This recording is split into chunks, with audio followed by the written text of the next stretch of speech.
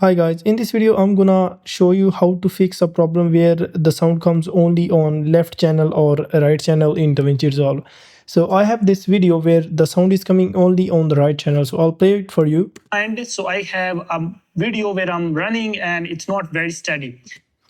As you can see, it's coming only on the right channel. So to fix that problem, what I will do is I will just come on this audio clip, I will right click and then I will go on clip attributes.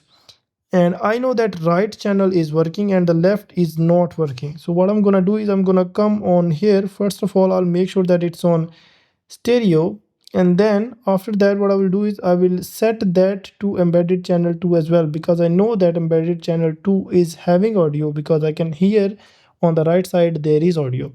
So once I will do it on embedded channel 2 on both of the channels, I will say okay, and now if I play it, it will come on both sides.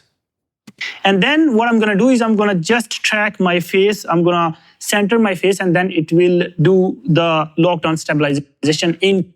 So this is how easy and quick it is to fix a problem when you have sound only on right or left channel. I hope you liked the video. If you liked, please give it a thumbs up and don't forget to subscribe for more amazing videos like this. Thank you so much for watching. See you in the next one.